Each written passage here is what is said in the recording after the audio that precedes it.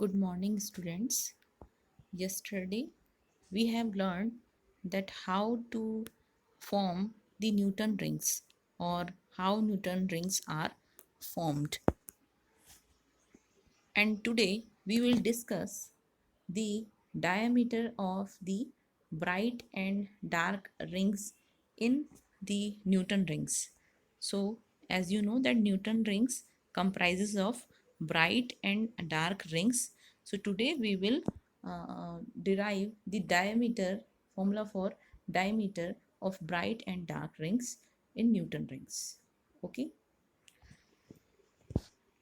सो कल हमने Newton rings कैसे फॉर्म होता है ये भी देख लिया था। और एक प्लेनो कॉन्वेक्स लेंस को अगर हम एक ग्लास प्लेट पे रखें और उस प्लेनो कॉन्वेक्स लेंस पे हम लाइट को इंसिडेंट करवाते हैं तो जो रिफ्लेक्टेड रेज होंगी उनसे हमें जो इंटरफेरेंस पैटर्न मिलता है वो इंटरफेरेंस पैटर्न हमें न्यूटन रिंग्स की फॉर्म में मिलता है। और क्योंकि सबसे पहले न्यूटन ने इसकी स्टडी की थी, न्यूटन ने इसके बारे में पढ़ा था, इसकी स्टडी की थी, इसलिए इसका इन रिंग्स का नाम न्यूटन्स रिंग्स पड़ा। ओके। सो वहाँ पर हमने देखा कि प्लेनो कॉन्वेक्स लेंस और ग्लास प्लेट के बीच में एक थिन एयर फिल्म का प्रोडक्शन होता है, थिन एयर फिल्म का प्रोडक्शन होता है। जैसे कि हमने देखा था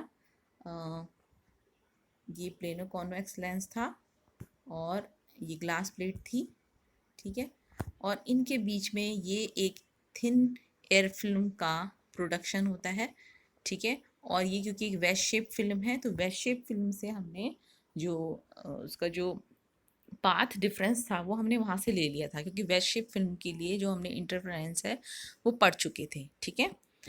तो हमने डायरेक्ट वहाँ से किया था, लेकिन यहाँ पर जो वेज शेप फिल्म है इसका प्रोडक्शन कैसे होता है ये ज़्यादा इम्पोर्टेंट था।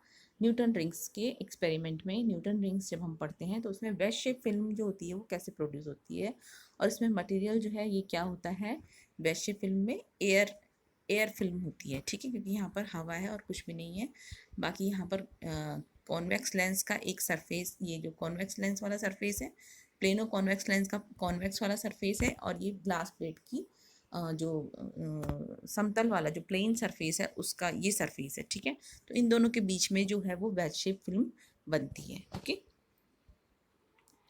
तो आज हम जो न्यूटन रिंग्स फॉर्म होती है, हमने पढ़ा था कि न्यूटन रिंग्स जो हैं वो कैसी होती है, डार्क स्पॉट होता है एक बीच में, और वो किससे सराउंडेड होता है, कई ब्राइट एंड डार्क रिंग्स से सराउंडेड होता है, ठीक है। तो ये जो न्यूटन रिंग्स होती है ये जो कैसे फॉर्म होती है, जो रिफ्लेक्टेड रेज होती हैं, रिफ्लेक्टेड रेज जो होती हैं, अगर ये आपका जो है प्लेनो कॉन्वेक्स लेंस है, केवल इसको देखना आप अभी, और ये जो है वो ग्लास प्लेट है, तो रिफ्लेक्टेड रेज जो है वो इस पे सॉरी जो इंसिडेंट रेज हैं वो क्या होंगी,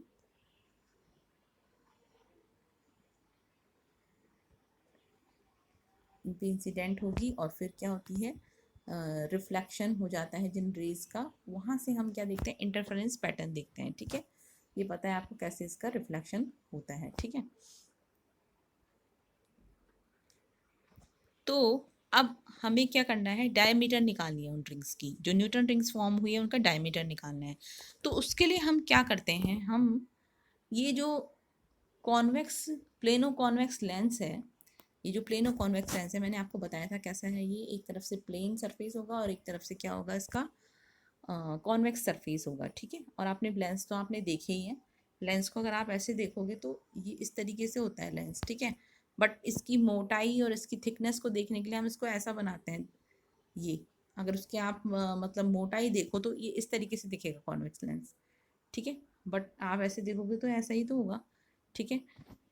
तो अगर आप यहाँ से देखो, जहाँ पे मैंने ये आईज बनाई है, यहाँ से देखोगे इस कॉन्वेक्स लेंस को, प्लेनो कॉन्वेक्स लेंस को, ये प्लेनो कॉन्वेक्स लेंस यहाँ पर ये है, ठीक है। तो यहाँ से देखने पे इसका जो इसको जो ये कैसे दिखेगा, प्लेनो कॉन्वेक्स लेंस इस तरीके से दिखेगा, ठीक है। तो ये प्लेनो कॉन्वेक्स लेंस को, ये जो प्लेनो कॉन्वेक्स लेंस हमें दिख रहा है ये वाला, यानी कि ये क्या है, एक हम मान सकते हैं कि ये सर्कल, ठीक है, इसमें एक ये जो सर्कल बन रहा है, इस सर्कल से होते हुए हमने क्या किया, या फिर एक इसको रिंग कह सकते हैं, ये रिंग है यहाँ पर, ठीक है, ये रिंग है, और इस रिंग से होते हुए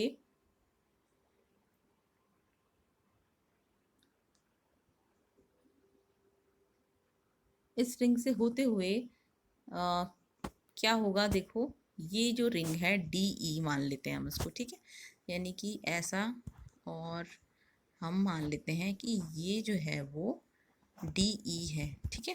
तो ये देखो, ये डी ई जो है एक रिंग का पार्ट है, मतलब ये रिंग का पार्ट है, ठीक है। और रिंग मतलब हम ये न्यूटन्स रिंग की बात नहीं कर रहे हैं, हम एक नॉर्मल रिंग की बात कर रहे हैं, एक सर्कल की बात भी, ये सर्कल भी हो सकता है, इसको सर्कल बोल सकते हो आप, ठीक है।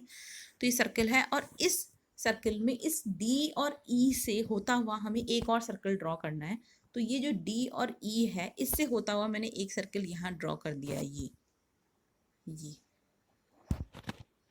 ये ठीक है, जो कि डी और ई से पास हो रहा है, ठीक है, डी और ई से पास हो रहा है। तो इस जो ये जो ये बड़ा वाला जो सर्कल दिख रहा है आपको, ये वाला सर्कल जो है, इसकी रेडियस जो है वो है कैपिटल आर सपोज, ठीक है।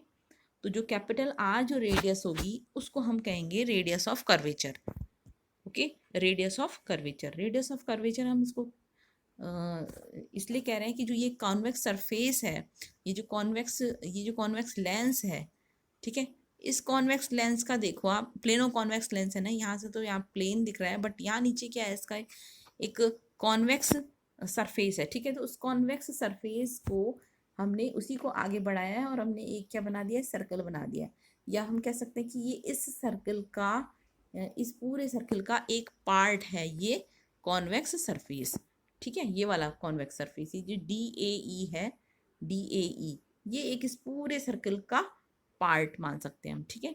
इसलिए इसके लिए जो रेडियस ऑफ कर्वेचर होगा वो क्या होगा, आर होगा, क्योंकि वो किस सर्कल का पार्ट है, इस सर्कल का पार्ट है, ठीक है। तो रेडियस ऑफ कर्वेचर जो होगा इस कॉन्वेक्स लेंस के लिए, या इस कॉन्वेक्स सरफेस के लिए, प्लेनो कॉन्वेक्स लेंस का जो कॉन्वेक्स सरफेस है, इसके लिए जो रेडियस ऑफ कर्वेचर होगा वो कैपिटल आर होगा, ठीक है।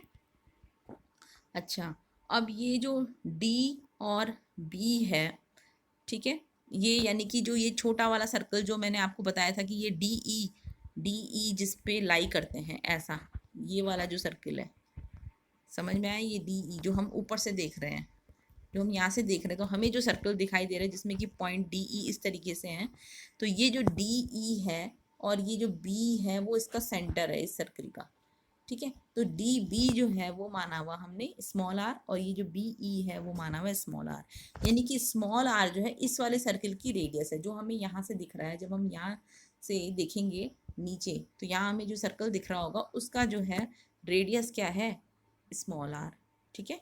एक तो हम ये देख रहे हैं, यहाँ से देख रहे हैं, ये वाला सर्कल है ना, इसका तो रेडियस कैपिटल आर है, और स्मॉल आर वाला रेडियस, स्मॉल आर रेडियस वाला जो सर्कल है वो हमें यहाँ से दिखता है, ठीक है, ओके। तो यही यहाँ पे चीज़ें लिखी हुई। अच्छा, ये जो टी है, ये टी जो है वो, ये जो यहाँ थिन वेज बन रही है इसकी थिकनेस है, इस पॉइंट पे, इस ई एफ पॉइंट पे इसकी थिकनेस है, ठीक है। और ओके, ओ जो है इसका सेंटर है इस वाले सर्कल का, ठीक है। तो अब हम देख लेते हैं हमने क्या क्या लिखा है। हम कंसीडर कर लेते हैं एक रिंग को ऑफ रेडियस स्मॉल आर, ठीक है, यही लिखा हुआ है मैंने, जो हम यहाँ से देख रहे हैं, ये यहाँ से देख रहे हैं हम नीचे की तरफ, तो हमें एक रिंग दिखाई देगी जिसका की रेडियस है स्मॉल आर, और due to thickness T of air film, okay, तो ये एयर फिल्म की जो थिकनेस टी के कारण है, हम उसको मान लेते हैं इस थिकनेस टी के कारण एक यहाँ पर रिंग बनती है, और उस रिंग का जो रेडियस है वो स्मॉल आर है, ठीक है। अच्छा, capital R is the radius of this circle, ये रेडियस इस वाले सर्कल की जो रेडियस है वो कैपिटल आर है। O is the center of the circle, ठीक है। A C is the diameter of the circle, ठीक है, ए सी जो है वो डायमीटर है सर्कल की, ठीक है, ए सी यहाँ डायमीटर है सर्कल की। डी ई जो है वो कॉर्ड है, ठीक है, कॉर्ड आपने पढ़ा होगा, इस सर्कल के लिए जो है कॉर्ड है, यानी कि जीवा जिसको बोलते हैं, और आर स्मॉल आर है डिस्टेंस बिटवीन बी एंड ई या डी एंड बी के बीच की डिस्टेंस, या इस रिंग की जो है वो क्या है, इस रिंग की रेडियस है, ठीक है। और टी जो है वो height between the chord, height between the chord of the circle and the plane glass plate.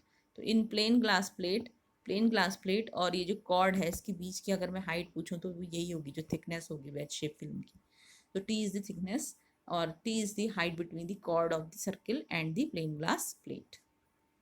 Okay. अब अकॉर्डिंग टू ज्योमेट्रिकल थ्योरम क्या कहती है कि product of intercepts of intersecting chord is equal to the product of sections of diameters. तो ये क्या है, D B into B E, ठीक है। तो प्रोडक्ट ऑफ क्या बोल रहा है इसमें, product of intercepts of intersecting chord, ये जो कॉर्ड्स जो इंटरसेक्ट कर रही है आपस में, that is D B and D E. D E जो है एक पूरी कॉर्ड है, बट जो देखो ये जो डी ई कॉर्ड है वो किसको इंटरसेक्ट कर रही है, इस डायमीटर को, किसको, सॉरी ये डायमीटर है जो ये वाला डायमीटर, ठीक है। इस डायमीटर को ये कॉर्ड जो डी ई कॉर्ड है वो क्या कर रही है, इंटरसेक्ट कर रही है, ठीक है। तो इस कॉर्ड ने जो इस डायमीटर ने इस कॉर्ड को जहाँ पे इंटरसेक्ट किया, कहाँ पे इंटरसेक्ट किया, इस पॉइंट पे। तो क्या इंटरसेप्ट हुए इस कॉर्ड के, एक तो ये वाला और एक ये वाला, ठीक है। यानी कि इस डायमीटर ने, इस सर्किल के इस डायमीटर ने डी बी और बी ई जो है दो इंटरसेप्ट दिए कॉर्ड्स के, ठीक है। और इस डायमीटर के खुद दो सेक्शन हो गए हैं, कौन कौन से, सी बी और बी ए, ठीक है। तो ये जो थ्योरम है ज्योमेट्रिकल थ्योरम, इसके अकॉर्डिंग क्या होगा, D B into B E जो इंटरसेप्ट है इस कॉर्ड के, D B into B E is equal to होगा क्या, ये जो सेक्शन हो गए डायमीटर के, A B into B C, A B into B C, ठीक है। तो ये हमने यहाँ पे लिखा हुआ है D B into B E is equal to A B into B C, ठीक है। अब बताओ डी बी और बी ई जो है वो कितने हैं, डी बी और बी ई एक्चुअली क्या है, ये जो यहाँ पर रिंग बन रही है इसके क्या है, रेडियस है। तो ये क्या है, आर, और ये भी क्या है, R. So R into R, D B into B E यानी कि R into R is equal to A B. A B क्या है, ये ए बी, ये जो ए बी डिस्टेंस है, ये ए बी डिस्टेंस है कितनी, टी, ठीक है। टी इंटू, अब बताओ ये कितना है, बी सी, बी सी। अब देखो बी सी कैसे निकालेंगे हम, हमारे पास ये जो रेडियस है वो कितनी है, आर है, और ये भी क्या होगी, आर होगी, कैपिटल आर, ठीक है। यानी कि ये डायमीटर है, ये कितना हो गया, 2r। ओके, हमें निकालनी है ये वाली डिस्टेंस, ये वाली डिस्टेंस बी सी। तो हम 2r में से क्या कर दें, इस पूरी डिस्टेंस में से अगर मैं इस पूरी डिस्टेंस में से ये वाली डिस्टेंस हटा दूं तो मुझे मिल जाएगी बी सी, ठीक है। तो 2r में से मुझे क्या हटाना है, ये वाली डिस्टेंस। ये वाली डिस्टेंस क्या है, ये कॉर्ड, इस डी ई कॉर्ड और इस प्लेन सरफेस के बीच की जो है डिस्टेंस है वो कितनी है, स्मॉल टी। तो 2r में से मुझे क्या घटाना है, T. Okay, so B C की वैल्यू आ गई 2r minus T. So R square is equal to T into 2r minus T, और 2rt इसके अंदर मल्टीप्लाई कर लेंगे, minus T square. And since T is less than R, capital R, क्योंकि T जो है वो बहुत कम है किसकी कंपैरिजन में, आर की कंपैरिजन में। आर क्या है, देखो रेडियस है यहाँ इस सर्किल का, और टी क्या है, इसकी थिकनेस है, और वेज शेप फिल्म की थिकनेस बहुत कम होती है, ठीक है। तो ये जो टी है वो इस आर के कंपैरिजन में बहुत छोटा है, इसलिए हम टी को नेग्लेक्ट करते हैं, आर के कंपैरिजन में नेग्लेक्ट कर सकते हैं। तो T can be neglected. So R square, यहाँ से R square is equal to आ जाएगा केवल 2rt। ओके, सो 2rt, और t इज इक्वल टू जो है हम लिख सकते हैं R square upon 2r, R square upon 2r। So t is equal to R square upon 2r। So this is equation first. अब 2t इज इक्वल टू, यहाँ से 2t निकाल लेंगे हम, कितना हो जाएगा, R square upon capital R, 2 की यहाँ मल्टीप्लाई कर दीजिए, ठीक है। और आर जो है, आर को हम लिख सकते हैं d/2। ये आर अगर रेडियस है, ठीक है। अब देखो ये आर जो है रेडियस है किसकी, इस वाली रिंग की, यहाँ पर जो ये बन रही है रिंग, ठीक है, इसकी रेडियस आर है, माना इसकी जो डायमीटर है वो है डी। तो हम लिख सकते हैं D, R is equal to d/2, ठीक है। तो हमने r इज इक्वल टू क्या लिख दिया, d/2। सो d/2 का whole square upon r, where d is the diameter of the ring. ये जो d है वो डायमीटर है किसकी, रिंग की। और जो न्यूटन्स रिंग की डायमीटर है वो भी हमें यहीं से ही मिलेगी, क्योंकि हमें क्या मिल रहा है, रिंग पैटर्न मिल रहा है, रिंग मिलेंगी न्यूटन रिंग्स, वो उनकी जो डायमीटर है वो भी यही है, ठीक है। तो हमें इस तरीके से डायमीटर निकाल सकते हैं। So d is equal to diameter of the ring. Okay, now condition of bright rings और मैक्सिमा। तो हमें पता है न्यूटन रिंग के केस में हमने पढ़ लिया कि 2 mu T is equal to 2n-1/2 into lambda, bright rings के लिए, ठीक है। ये होता है ब्राइट रिंग्स के लिए कंडीशन। तो यहाँ हम 2t की वैल्यू सब्सटीट्यूट कर देते हैं इस इक्वेशन से। तो 2t की वैल्यू है d/2 का स्क्वायर अपॉन कैपिटल आर। तो यहाँ रख देते हैं हम, यहाँ हो जाएगा d/2 का whole square upon capital R into mu is equal to 2n-1/2, 2n-1 into λ/2, ठीक है। और यहाँ इसको खोल दिया, d²/4 हो गया अपॉन आर है, तो ये हो जाएगा into mu upon R is equal to 2n-1 into λ/2। और ये हो जाएगा d²/4 is equal to 2n-1 into lambda, ये इधर चला गया आर, म्यू अपॉन आर इधर है, इधर हो गया वो आर अपॉन म्यू, ठीक है। तो d² इज इक्वल टू आ गया आपका कितना, 2 से यहाँ 2 कैंसिल हो जाएगा। So 2 into 2n-1 lambda R upon mu, ठीक है। सो ये तो केवल d हमने निकाला एक रिंग के लिए। अब न्यूटन्स रिंग में हमें नंबर ऑफ रिंग्स मिल रहे हैं, कई रिंग्स मिल रहे हैं। सपोज n रिंग है, ठीक है, या कई रिंग हैं, और माना हमने जो है हम nth ब्राइट रिंग ले रहे हैं, तो nth ब्राइट रिंग के लिए जो डायमीटर होगी वो कितनी होगी, d की जगह पे हम लिख रहे हैं dn²। वैसे भी d जो है फंक्शन है स्मॉल n का, इसलिए हम यहाँ लिख सकते हैं dn² is equal to 2 into 2n-1 into lambda R upon mu. तो dn इज इक्वल टू आ गया आपके पास √2 into 2n-1 lambda R upon mu. Okay, अच्छा ये जो म्यू है वो क्या है, refractive index of the medium. ये मीडियम कौन सा मीडियम की बात कर रहे हैं हम, जो वेज शेप फिल्म बन रही है ना, तो इसके जो अंदर मटेरियल है इसका मीडियम, ठीक है। इसके अंदर क्या मटेरियल है, एयर है। तो यहाँ पर एयर है, इसलिए एयर के लिए जो म्यू होता है, म्यू रिफ्रैक्टिव इंडेक्स की वैल्यू कितनी होती है, 1 होती है, ठीक है। तो यहाँ mu is equal to 1 put कर लो। So dn is equal to √2 into 2n-1 into lambda R. So this equation gives the diameter of nth bright ring, diameter of nth bright ring, ये भी ध्यान रखना, ब्राइट रिंग। अगर हमें suppose तीसरी bright ring, ठीक है, तीसरी ब्राइट रिंग की डायमीटर निकालनी है, क्योंकि हमको पता है एक ब्लैक स्पॉट होगा बीच में, उसके बाद एक क्या होगी, ये ब्राइट रिंग हो गई, ठीक है। ये कौन सी ब्राइट रिंग है, ये वाली जो मैं, ये जो बीच वाला स्पेस है इसको देखना, ठीक है। उसके बाद आपकी आ गई एक ये डार्क रिंग, उसके बाद आ गई आपकी ये जो बीच वाला भाग है, ये स्पेस है, ये जो वाइट वाइट स्पेस है, ये क्या है, आपकी रिंग है। कौन सी रिंग हो गई, ये कौन से नंबर की रिंग हो गई, सेकंड नंबर की। तो ये आपकी जो है, देखो ये वाली जो है ये हो गई फर्स्ट ब्राइट रिंग, ठीक है, और ये हो गई सेकंड ब्राइट रिंग, ठीक है।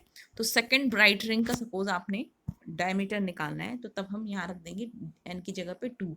तो d2 अगर हमें निकालना है तो d2 इज इक्वल टू हो जाएगा आपका 2 इंटू, और यहाँ n की जगह पे रख देंगे 2, तो 4-1 इंटू लेमडा आर। लेमडा हमें पता होगा मोनोक्रोमेटिक लाइट की जो वेवलेंथ है, और आर जो है वो क्या होगी, capital R is the radius of the curvature, radius of the curvature. Okay, so ये इस तरीके से हम निकाल सकते हैं क्या, nth ब्राइट रिंग की डायमीटर, ठीक है। अब जो इसमें डार्क रिंग्स भी तो बन रही हैं, तो डार्क रिंग्स के लिए जो कंडीशन है, तो condition for a dark ring और मिनिमा हम बोल सकते हैं, मिनिमा, ओके। सो मिनिमा के लिए हमें पता है, मिनिमा के लिए जो कंडीशन थी वो क्या थी, 2 mu T is equal to होता है N lambda. Okay, so where N equals to 0 1 2, ठीक है। सो डी एन यहाँ हम रख लेते हैं कहाँ, इस वाली इक्वेशन में, देखो इस वाली इक्वेशन में रख लेते हैं हम डायरेक्ट, यहीं से रख दिया मैंने, यहाँ से, ठीक है। तो यहाँ पर हम क्या रख देते हैं, ये वाली जो कंडीशन है ये तो ब्राइट रिंग्स के लिए है, हम डार्क रिंग के लिए रख लेते हैं तो एन लैम्डा, ठीक है। तो यहीं से हम रख लेते हैं, यही रखा हुआ है ये डी एन अपॉन 2 का होल स्क्वायर में, सीधे यहाँ पे डी बाई 2 की जगह डी एन बाई 2 ले लेती हूँ, तो डी एन बाई 2 का whole square into mu upon R is equal to N lambda, ठीक है। तो डी एन स्क्वायर अपॉन 4, इसको हम खोल लेंगे, D N square upon 4 is equal to N lambda R upon mu, ठीक है। तो D N square is equal to जाएगा 4 into N lambda R upon mu, ठीक है। और D N is equal to under root 4 N lambda R upon mu, ठीक। So mu is equal to 1 है क्योंकि यहाँ पर, तो डी एन जो हो जाएगा वो कितना हो जाएगा, under root 4 N lambda R. Okay, so ये जो निकला आपके पास ये डी एन, ये क्या है, nth डार्क रिंग की diameter of nth dark ring, ठीक है। सो this is the diameter of nth dark ring. Okay, तो ये था आपके पास। अब एक क्वेश्चन और है कि जब आपके पास जो है रिफ्लेक्टेड रेज को जब आप देखते हो, रिफ्लेक्टेड रेज का जब इंटरफेरेंस होता है तब आपको क्या मिलती है, ये न्यूटन रिंग्स मिलती है। और ये न्यूटन रिंग्स जो होती हैं वो कैसी होती है, बीच में डार्क स्पॉट होता है, ठीक है। और फिर उसके बाद इस तरीके से डार्क एंड ब्राइट रिंग्स का जो है एक डार्क एंड ब्राइट रिंग से घिरा हुआ होता है ये डार्क स्पॉट, ठीक है। तो ये जो बीच में डार्क स्पॉट मिल रहा है ये क्या है, यानी कि मिनिमा मिल रहा है हमें।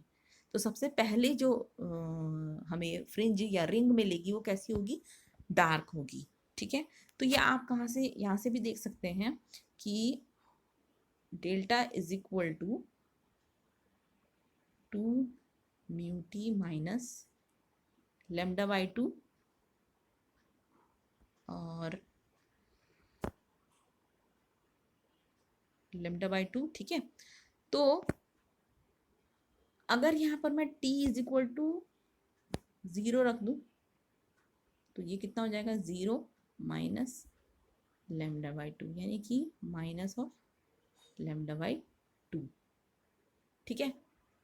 यानी कि जो पाथ डिफरेंस जो हमें मिलता है ना, 2 mu T minus lambda by 2 मिलता है, 2 mu T minus lambda by 2 मिलता है इस केस में, न्यूटन रिंग्स के केस में।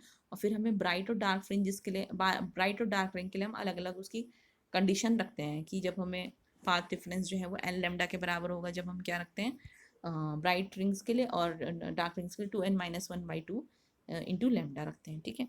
तो अगर हम t इज इक्वल टू 0 रख देती हूँ तो पाथ डिफरेंस कितना आ रहा है, माइनस लेमडा बाई 2 आ रहा है, ठीक है। और पाथ डिफरेंस जो है हमारे पास, नॉर्मल जो पाथ डिफरेंस होता है, नॉर्मल जो शुरू में हमने पढ़ा था, path difference for bright fringes, path difference for dark fringes, उनके लिए जो कंडीशंस पड़ी थी, तो वो होता है 2n minus 1 by 2 into lambda, या 2n प्लस 1 बाई 2, n की वैल्यू अलग अलग हो जाएगी दोनों के केस में, ठीक है।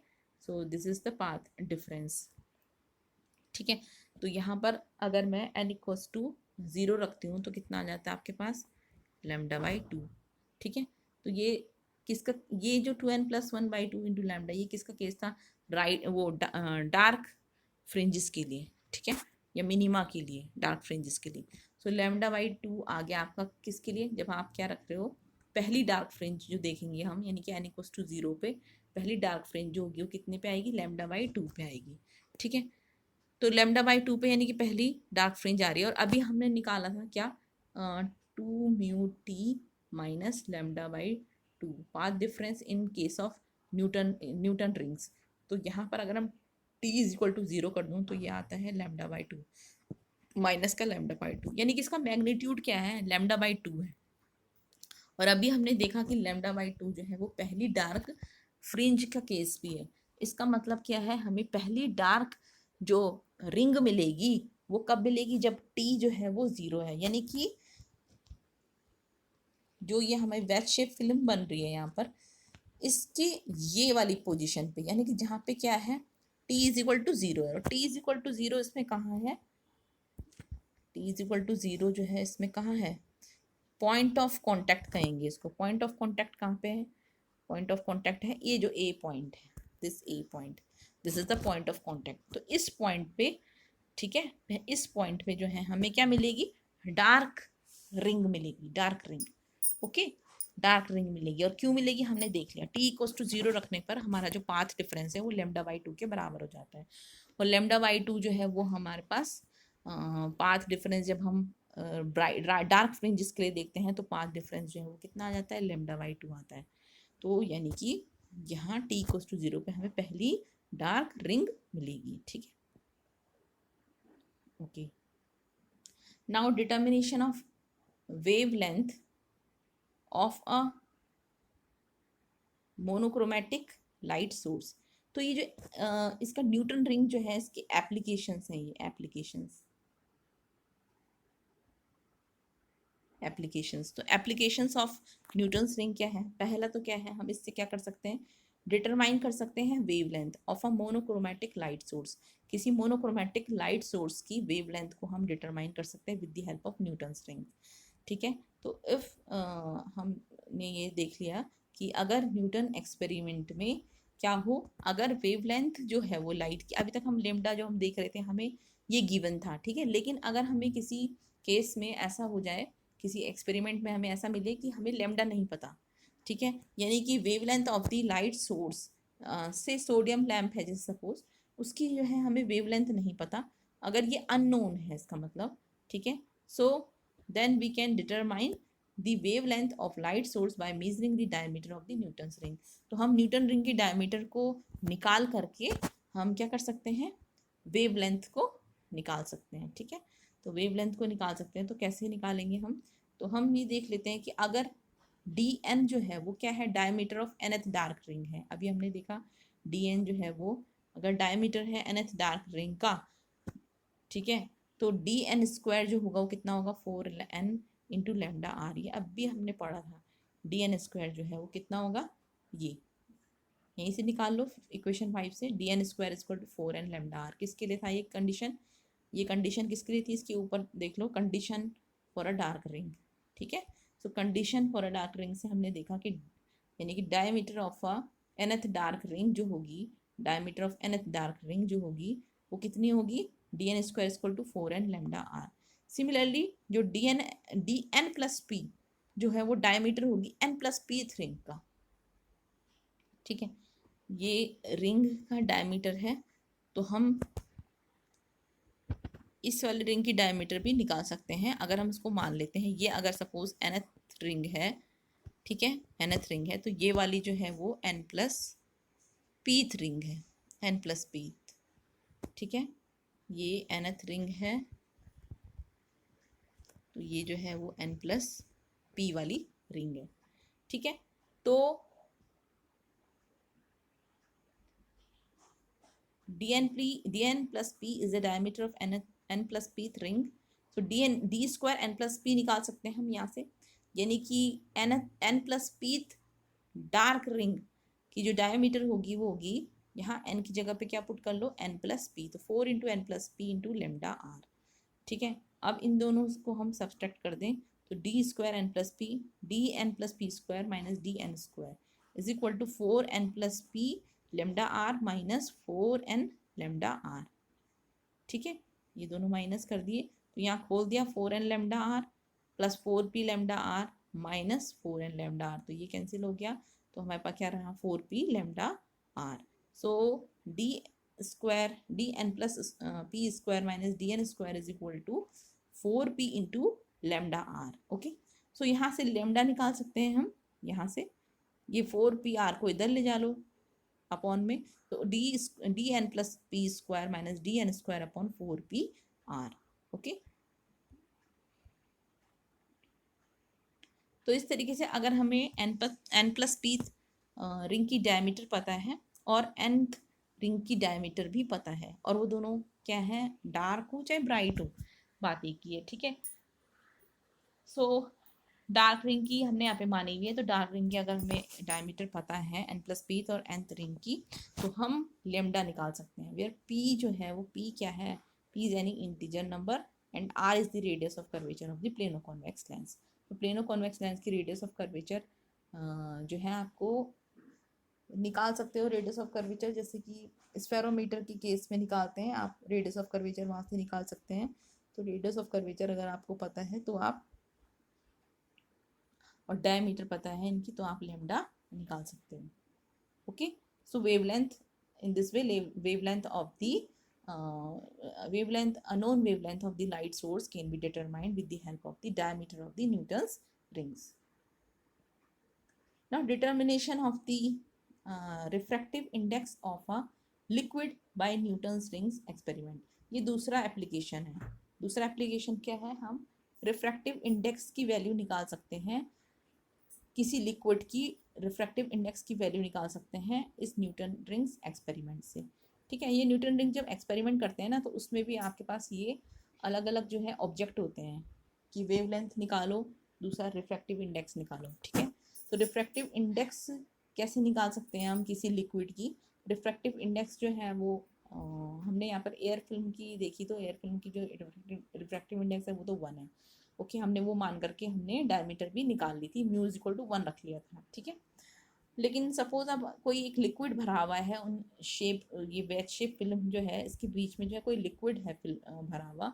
सो if a liquid of refractive index mu is filled between the plane glass plate and convex lens, यानी कि वो जो वेज शेप फिल्म है ना, वेज शेप जो दिख रही थी, उसके बीच में अब एयर ना होकर के कोई लिक्विड भरा हुआ है, ठीक है। ये जो था ना यहाँ, ये जो कॉन्वेक्स, ये प्लेनो कॉन्वेक्स लेंस और ये जो प्लेट सरफेस के बीच में, प्लेन सरफेस के बीच में जो ये बन रहा था ना वेज शेप, ये इसके बीच में पहले तो क्या थी, एयर थी, ठीक है। और अब यहाँ जो है, यहाँ पर क्या है, अब लिक्विड है कोई, ठीक है। तो इस लिक्विड का माना कि रिफ्रैक्टिव इंडेक्स जो है वो क्या है, म्यू है, ठीक है। तो उस म्यू की वैल्यू हम निकाल सकते हैं with the help of Newton's rings diameter. Okay, so D N square is equal to हो जाएगा 4n lambda R upon mu, और D N plus P square, इसी पे n equals to n plus P रख लो, तो 4 into N plus P into lambda R upon mu. ये कहाँ से आया आपके पास, ये आया यहाँ से, ये देखो, ये डार्क रिंग के केस में अगर हम ये देखें तो ये कितना है, 4n lambda R upon mu, D N square आ गया था। फिर हमने म्यू जो है वो वैल्यू पुट कर दी थी 1, म्यू की वैल्यू हमने पुट कर दी थी 1, क्योंकि यहाँ पर केस क्या था, एयर फिल्म का, तो म्यू इक्वल टू 1 रख दिया था। लेकिन अगर एयर ना होकर के कोई लिक्विड हो, यानी कि म्यू, जिसकी म्यू रिफ्रैक्टिव इंडेक्स हो, तब हमारा डायमीटर जो होगा वो कितना होगा, 4n lambda R upon mu. Dark ring के लिए हम बात कर रहे हैं, ठीक है। तो आप कोई सा भी ले सकते हो, डार्क रिंग भी ले सकते हो, ब्राइट रिंग भी ले सकते हो, ब्राइट रिंग की डायमीटर भी ले सकते हो। तो यहाँ पे मैंने डार्क रिंग की डायमीटर ली है, तो डार्क रिंग की डायमीटर हमने ये ले ली, क्योंकि डार्क रिंग की डायमीटर में जो है थोड़ा सा सही है, 4n लेमडा आर है सीधे सीधे। और जो ब्राइट रिंग की है इसमें थोड़ा ये भी है ना, एक ऐसा करके भी है, 2 इंटू 2n-1 है, तो यहाँ आप n की जगह पे n प्लस पी पुट करोगे तो थोड़ा दिक्कत है, इसलिए हम क्या करते हैं कि डार्क रिंग वाला चूज कर लेते हैं, ये थोड़ा सा ईजी है, इसमें पुट करना ईजी है, 4n लेमडा आर सिंपल छोटा सा ही है, तो इसलिए हमने ये लिया, ठीक है। तो ये हो गया आपके पास D N square equal to 4n lambda R.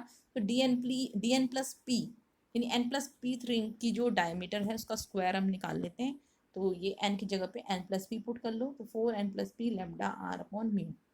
सो इन दोनों का जो डिफरेंस होगा, इन दोनों का डिफरेंस हम एयर में भी निकाल सकते हैं, और इन दोनों का डिफरेंस हम, यानी कि एक बार एयर वाली फिल्म के लिए ले लो, तो एयर वाली फिल्म के लिए जो उनका डिफरेंस होगा उसमें हम क्या करेंगे, एयर वाली फिल्म के लिए म्यू इक्वल टू 1 रख लेंगे, ठीक है। और या अभी हमने देखा भी है ऊपर, जैसे हमने एयर वाले के लिए निकाला हुआ है वैसे ही, और लिक्विड वाले के लिए जो है वो तो यही रहेगा, D N plus P square minus D N square, ठीक है। तो चलो D N plus P square minus D N square जो है 4p इंटू लेमडा आर, ये अब भी हमने निकाला, 4p इंटू लेमडा आर, ये ये कब का केस है? जब हमारे पास एयर फिल्म है, ठीक है। और ये वाला देखो, इसमें लिक्विड के केस के लिए जो है dn² और dn+p का स्क्वायर हमने निकाला हुआ है, तो इन दोनों का सब्ट्रैक्ट करेंगे। इन दोनों को सब्ट्रैक्ट करके भी क्या आएगा? वही आएगा 4p लैम्डा आर, और अपॉन में आ जाएगा एक म्यू भी आ जाएगा बस, ठीक है। बाकी तो वैसे ही है। तो ये इसकी वैल्यू जो है वो कितनी है? 4p lambda are upon mu, और ऊपर वाले की वैल्यू कितनी है? 4p lambda are. तो ये दोनों जो है कैंसिल हो गया, ये म्यू ऊपर चला गया तो म्यू आ गया, ठीक है। तो ये म्यू, ये जो रिफ्रैक्टिव इंडेक्स है उस लिक्विड का, कैसे निकाल सकते हैं हम? dn+p² minus dn² of air, ठीक है, इन एयर, और dn+p² minus dn² in liquid, ठीक है। तो डायमीटर ऑफ n+p रिंग और diameter of nth ring, dark ring, ठीक है। n+p डार्क रिंग और nth डार्क रिंग का स्क्वायर का क्या? सब्ट्रैक्शन या डिफरेंस। कब? जब वेज शेप फिल्म में क्या हो? मटेरियल क्या हो? एयर है भरी हुई, ठीक है। और n+p डार्क रिंग का डायमीटर का square minus nth dark ring की डायमीटर का स्क्वायर, इनका क्या? सब्ट्रैक्शन, इनका जो है डिफरेंस। कब? जब एयर की जगह पे क्या हो? लिक्विड हो। तो इनका जो रेशियो होगा वो हमें क्या देगा? रिफ्रैक्टिव इंडेक्स की वैल्यू, ठीक है। तो in this way we can determine the refractive index of any material with the help of Newton's rings diameter. Okay, चलो अब एक न्यूमेरिकल देख लेते हैं। बहुत इजी न्यूमेरिकल है, मैंने और कोई न्यूमेरिकल अभी दिया भी नहीं है, बट मैं तुम्हें कोई असाइनमेंट में दे दूंगी। So in Newton's rings experiment, if the radius of curvature of plano convex lens is 200 centimetre, यानी कि हमें दिया हुआ है कैपिटल आर की वैल्यू है 200 centimetre, and wavelength of the light used is इतना 5890 एंगस्ट्रॉम, ठीक है। तो वेवलेंथ हमें गिवन है। Calculate the diameter of tenth bright ring, 10th bright ring की हमें क्या निकालनी है? डायमीटर निकालनी है। तो चलो, nth ब्राइट रिंग की डायमीटर होती है dn² is equal to 2 into 2n-1 lambda R. Okay, ये होती है डायमीटर ब्राइट रिंग की, मतलब उसका स्क्वायर होता है ये, ठीक है। तो d हमें n इक्वल्स टू कितना गिवन है? 10। d10² is equal to 2 into n की जगह पे रख देंगे 10, 2 इंटू 10 यानी कि 20 -1 इंटू लेमडा की वैल्यू है 5890 एंगस्ट्रम। इसको हम सेंटीमीटर में चेंज कर लेते हैं, तो 5890 इंटू 10⁻⁸ सेंटीमीटर हो जाएगा, into R radius of curvature है 200 सेंटीमीटर, तो 200 सेंटीमीटर, और यहाँ से सेंटीमीटर, यहाँ से सेंटीमीटर, सेंटीमीटर स्क्वायर हो गया। ओके, अब इन सबको सोल्व कर करके हमारे पास जो है कुछ वैल्यू आएगी, और उसका स्क्वायर रूट जब मैं करूँगी तो मुझे मिलेगी d10 की वैल्यू। तो d10 इज इक्वल टू आ गया आपके पास 6.69 इंटू 10⁻⁻1 सेंटीमीटर आ रहा होगा। ओके, ऐसा आ रहा होगा। तो हम इसको लिख सकते हैं क्या? 6.69 इंटू 6.69 मिलीमीटर, ठीक है। 10⁻⁻1 सेंटीमीटर यानी कि, या 1/10 सेंटीमीटर यानी कि 1 मिलीमीटर। सो यहाँ 6.69 इंटू 6.69 मिलीमीटर आ गया आपके पास टेंथ ब्राइट रिंग की डायमीटर। ओके, तो इस तरीके से न्यूमेरिकल भी आपके पास आ सकते हैं डायमीटर, न्यूटन्स रिंग की डायमीटर से रिलेटेड। अच्छा, मैं अब आपको एक चीज़ और बताना चाहूँगी कि ये देखो आप, ये हमारी न्यूटन रिंग है, ठीक है। ये न्यूटन रिंग हमें ऑब्जर्व होती है। ये कब ऑब्जर्व होती है? जब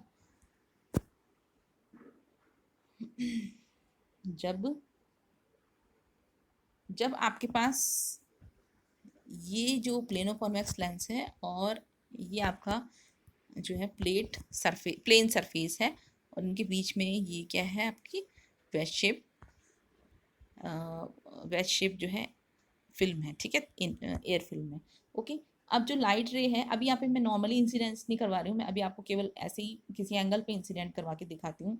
ये जो लाइट रे है वो इंसिडेंट होगी, ठीक है, कुछ यहाँ पार्ट इसका क्या होगा, रिफ्लेक्ट होगा, कुछ यहाँ रिफ्लेक्ट होगा, सॉरी यहाँ कुछ रिफ्लेक्ट हो जाएगा, फिर दूसरे सरफेस से टकरा करके कुछ पार्ट जो है वो यहाँ रिफ्लेक्ट होगा और कुछ पार्ट यहाँ रिफ्लेक्ट हो जाएगा। यानी कि due to the reflection of this surface and this surface हमें ये दो रेज मिल रही हैं, मतलब दो रेज की बात कर रही हूँ मैं, तो दो रेज मिल रही हैं, वो रिफ्लेक्टेड रेज हैं, ठीक है। बट हमने जब है डिवीजन ऑफ एम्पलीट्यूड मेथड हमने देखा था, हमने उसमें देखा था कि number of reflected and refracted rays मिलेगी, यानी कि जो ट्रांसमिटेड रे भी होगी इसमें कुछ रिफ्रैक्टेड, यानी कि इस वाले सरफेस से कुछ रेज यहाँ रिफ्रैक्ट भी तो होंगी ना, ये वाली, ठीक है। तो अगर मैं इन रेज को ले रही हूँ, ये वाली 1 और 2 रेज को ले रही हूँ, तो ये क्या है, रिफ्लेक्टेड रेज हैं, ठीक है। इस सरफेस और इस सरफेस से रिफ्लेक्टेड रेज हैं ये फर्स्ट एंड सेकंड। इन फर्स्ट एंड सेकंड रेज के कारण जब इंटरफेरेंस पैटर्न होता है तो हमें जो न्यूटन रिंग मिलती है वो इस तरीके की मिलती है। यानी कि जब हम इल्यूमिनेशन फ्रॉम अबव देखते हैं, ये इल्यूमिनेशन फ्रॉम अबव होगा, ठीक है, क्योंकि ऊपर वाले सरफेस पे हमें क्या मिल रहा है, रिफ्लेक्शन मिल रहा है, यानी कि ये हमारी आईज हैं, ओके। और यहाँ से हम जो है फील्ड ऑफ व्यू, मतलब हम ये है हमारा, तो फील्ड ऑफ व्यू जो है अगर हमारे पास यहाँ है, यानी कि हमें इल्यूमिनेशन फ्रॉम अबव हम जब देखेंगे, ये रिफ्लेक्टेड रेज के कारण जो इंटरफेरेंस होगा उसके वजह से हमें इंटरफेरेंस पैटर्न ऐसा मिलेगा जिसमें कि हमें बीच में एक डार्क स्पॉट मिल रहा है, ठीक है।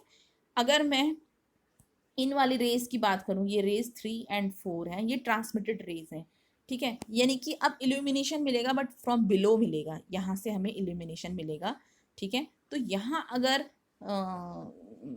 यहाँ से अगर हम क्या ऑब्जर्व करेंगे, ठीक है, तो न्यूटन रिंग्स जो है हमें किस तरीके की मिलेंगी, तब हमें न्यूटन रिंग्स ऐसी मिलेंगी, ये इस तरीके की। अब इस न्यूटन रिंग और इस न्यूटन रिंग में क्या डिफरेंस है, कुछ डिफरेंस है,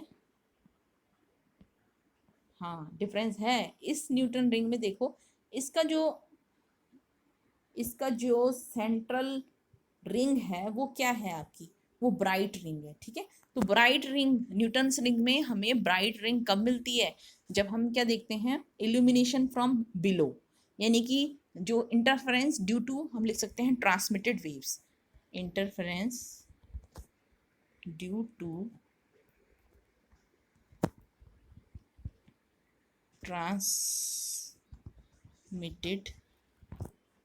वेव्स, ओके। तो हमें क्या मिलेगी, ब्राइट रिंग मिलेगी, सेंटर वाली जो रिंग होगी वो हमें क्या मिलेगी, ब्राइट मिलेगी यहाँ, ठीक है। और अगर इंटरफेरेंस ड्यू टू इंटरफेरेंस होगा ड्यू टू रिफ्लेक्टेड रेज, तो तब हमें जो ये बीच वाली जो रिंग होगी, सेंट्रल रिंग, ये क्या मिलेगी, डार्क, ठीक है। तो ऐसे भी केस हैं, बट हमें नॉर्मली हम ये वाला जो कंडीशन लेते हैं जब हमारे पास जो है इल्यूमिनेशन फ्रॉम अबव जो हम लेते हैं, ठीक है। तो इल्यूमिनेशन फ्रॉम अबव में हमेशा जो है हमारे पास ये पैटर्न मिलता है न्यूटन रिंग्स का, ओके। तो इतना आपके पास अभी न्यूटन रिंग का कंप्लीट जो है हो चुका है पूरा टॉपिक, और इसके बाद हम माइकलसन इंटरफेरोमीटर के बारे में पढ़ेंगे, ओके।